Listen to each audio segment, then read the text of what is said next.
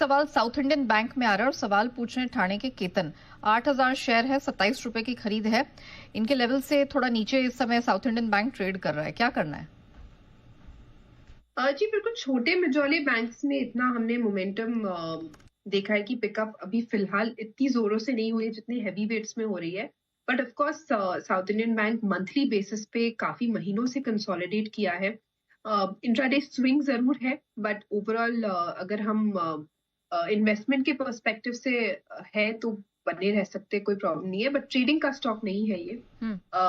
24 के एक stop loss को ध्यान रखें और 27 तक के लेवल्स के लिए हम एक्सपेक्ट कर सकते हैं। ओके, कॉस्ट टू कॉस्ट निकलने की एडवाइस आ रही है, बहुत ज्यादा रुकिए मत। जैसे ही आपको अपने लेवल्स मिलते हैं तत्काल प्रभाव से निकलिए और 2450 के पास फिलहाल आप एक स्टॉप लॉस जरूर मेंटेन करिए। रुकते छोटे मैडम मेरे पास ना 19,000 शेयर हैं वोडाफोन के और 16 रुपए 35 पैसे की एवरेज है मेरी। ओके तो मेरा लॉन्ग टर्म है इसका रखने का, तो इसके बारे में व्यू लेना चाहता हूँ। ओके तो वोडाफोन आइडिया के 16 रुपए के भाव पे खरीदारी की गई है। काफी अच्छा खासा क्वांटिटी इनके पोर्टफोलियो में इस टाइम पे बना हुआ है। 10 रुपए प्रति शेयर अगर हम देखें तो यहाँ पे लॉस आता हुआ नजर आ रहा है। CNBC आवाज में काफी बार हमारे मैनेजिंग एडिटर अनुज सिंघल ने इसके बारे में जानकारी दी और बोला है कि idea is not a good idea, और गाबा सर भी इस बात पे स्टिक अराउंड करते हैं। बट यहाँ से आगे की ट्रेजेक्ट्री किस तरीके की रहेगी? गाबा सर, ओवर टू यू। ये idea is not a good idea, लेकिन मुझे ध्यान है हमारे मैनेजिंग एडिटर अनुज ने अराउंड 11 के आसपास, 10:30-11 के आसपास बोला था अगर ये टूटा है यहाँ पर तो अब यहाँ से एग्जिट करने का मौका, यहाँ पर टूटेगा और टूटेगा, और वैसा ही हुआ है। अब भी इसमें वीकनेस है। To me it's still not a good idea. तो मेरे ख्याल से आपका नजरिए 16 की कॉस्ट है, 7 रुपए पे है, 9 रुपया, जरूरत क्या था? जब आप एंट्री कीजिए तो एक अपना एक लेवल देखिए जहां पर मैं गलत हूं और वहां पर निकल जाऊंगा, वो एक तय करना पड़ेगा आपको। फिलहाल इट्स वीक, इस पर होप ट्रेड नहीं बनता, तो ये चॉइस आपका है, लेकिन मैं होता तो मैं इस ट्रेड पे नहीं होता। बिल्कुल, तो Vodafone Idea is completely no. अभी तो फिलहाल ग्रीन में कारोबार कर रहा है, लेकिन it's a red flag. Steel Authority of India limited है, बस एक लास्ट शेयर होगा मेरी तरफ से। उसके बाद हर्षा उपाध्याय से हम 10-10 पे बातचीत भी करेंगे। मेरी तरफ से एक लास्ट शेयर जो पता करना चाहता हूँ वो है किरण जानी से। किरण सर, एक बार जरा Steel Authority of India SAIL check करना तो। ओ ठीक है, कुणाल जी आप चेक करोगे Steel Authority SAIL. Steel Authority of India 109 के अराउंड स्टॉक ट्रेड कर रहा है और आप देखिए पिछले कई दिनों से स्टॉक लगातार एक साइडवेज मोमेंटम में है। ऊपरी लेवल की बात करें तो 113, 114 और लोअर लेवल की बात करो तो 100 रुपए। तो कहीं ना कहीं 100 से लेके 115 के बीच में ये स्टॉक ट्रेड कर रहा है।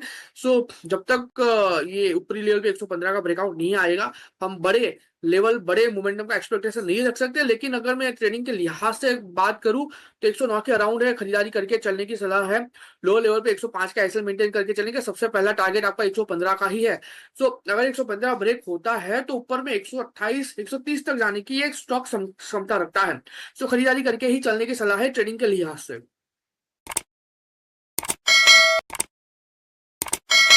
Steel Authority of India limited है, बस एक लास्ट शेयर होगा मेरी तरफ से। उसके बाद हर्षा उपाध्याय से हम 10-10 पे बातचीत भी करेंगे। मेरी तरफ से एक लास्ट शेयर जो पता करना चाहता हूँ वो है किरण जानी से। किरण सर, एक बार जरा Steel Authority of India SAIL check करना तो। ओ ठीक है, कुणाल जी आप चेक करोगे Steel Authority SAIL. Steel Authority of India 109 के अराउंड स्टॉक ट्रेड कर रहा है और आप देखिए पिछले कई दिनों से स्टॉक लगातार एक साइडवेज मोमेंटम में है। ऊपरी लेवल की बात करें तो 113, 114 और लोअर लेवल की बात करो तो 100 रुपए। तो कहीं ना कहीं 100 से लेके 115 के बीच में ये स्टॉक ट्रेड कर रहा है। सो जब तक ये ऊपरी लेवल पे 115 का ब्रेकआउट नहीं आएगा, हम बड़े लेवल, बड़े मोमेंटम का एक्सपेक्टेशन नहीं रख सकते। लेकिन अगर मैं ट्रेडिंग के लिहाज से बात करूं तो 109 के अराउंड है, खरीदारी करके चलने की सलाह है। लोअर लेवल पे 105 का एसएल मेंटेन करके चलेंगे। सबसे पहला टारगेट आपका 115 का ही है। सो अगर 115 ब्रेक होता है तो ऊपर में 128, 130 तक जाने की एक स्टॉक क्षमता रखता है। सो खरीदारी करके ही चलने की सलाह है ट्रेडिंग के लिहाज से।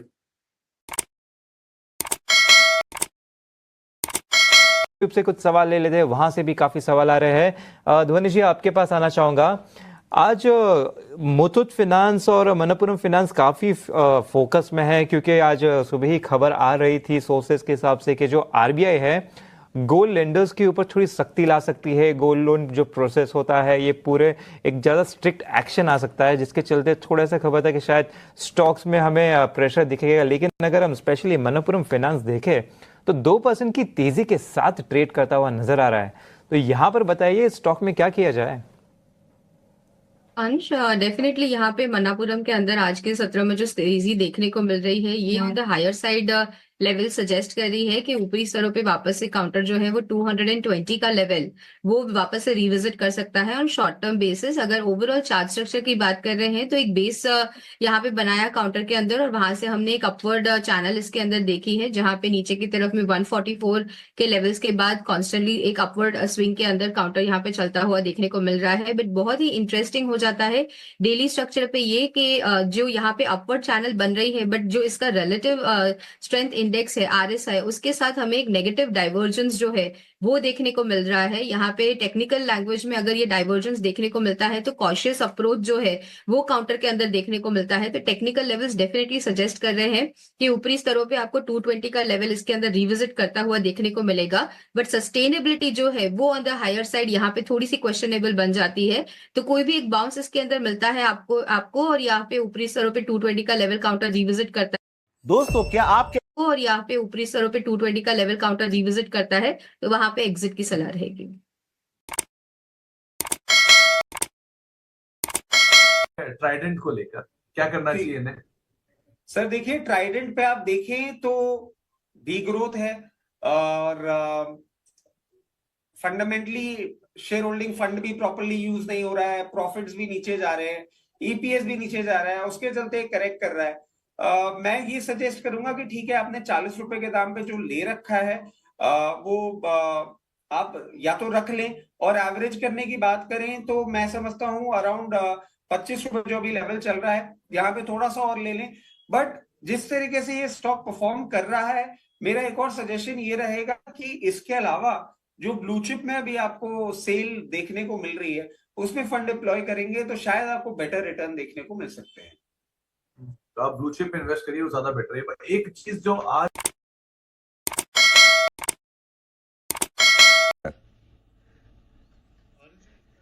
काफी समय से पसंद आ रहा है। इनफैक्ट जिस तरीके से इसने एक कंसोलिडेशन बनाया था, वो कंसोलिडेशन का अपर एंड लगभग अराउंड 230-235 के आसपास है एंड नीचे सपोर्ट काफी कॉन्फिडेंट है अराउंड 200 के आसपास। तो मुझे लग रहा है एक डिक्लाइन के बाद एक साइडवेज कंसोलिडेशन हेल्दी साइंस होते हैं एक सेक्युलर बुल रन में। एंड जिस तरीके से ओवरऑल स्ट्रक्चर है, मुझे लग रहा है अगले कुछ महीनों में थोड़ी सी स्टेबिलिटी अगर इस स्टॉक में आती है तो 320-340 के लिए वापस एक अपमूव ट्रिगर होनी चाहिए। तो डेफिनेटली अपने पोर्टफोलियो का पार्ट होना चाहिए। अगर डिक्लाइंस होते हैं तो ट्रेडिंग मोमेंटम भी मिल सकता है। सो यहाँ पर खरीदारी करने की सलाह होगी। स्टॉप लॉस आपको मेजर मुझे लग रहा है 196 के आसपास प्लेस करना चाहिए weekly closing basis and stock को बार बार रिव्यू करते रहे। आई थिंक 230-235 का हर्डल एक बार निकल जाता है तो आई थिंक 295 तक की एक अच्छी मूव भी बन सकती है इसी पर्टिकुलर साल में। और सनी